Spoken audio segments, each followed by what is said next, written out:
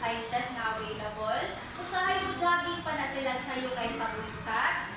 Napay mga 4 exercises. Mga to gym! Na mag-yoga. Ito mag-yoga. Skip kayo na sa nawas, guys. Pagmata pa lang sa buntag na nadayon exercise. Yes. Pagmata mo sa buntag mismo. Atong buhapon sinatawag natin exercise. So, manang exercise.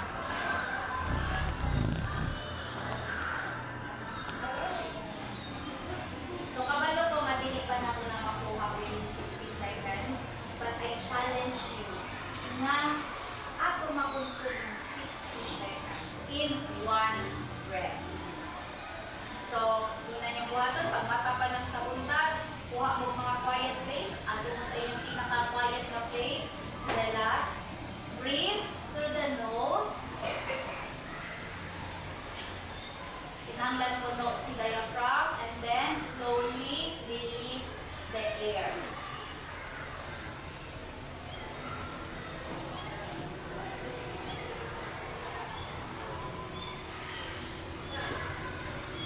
Hangtod makulog.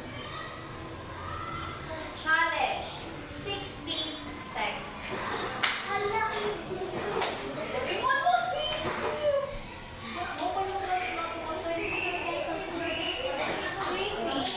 So, buntag na siya sa'yo. Ha? Kinahanglan na buga si diaphragm. So, kami mo pagkabalong ang mabuga si diaphragm. Sakit na.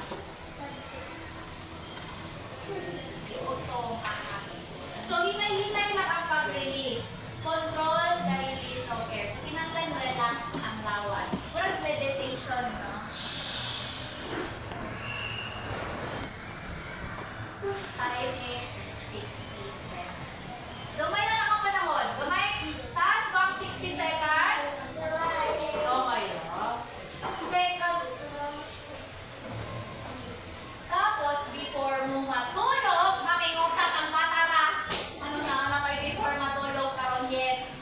Before matulog, again, breathe in. And then, slowly breathe out with an exhale. Uga, gihapon si diaphragm. Okay. So, sayon, Bele. Sayon. Magbuhat mo na to everyday. Ganun sa agad, ibuhaton. O? Sayo sa buntag o before matulog. Mga and then low 3 times.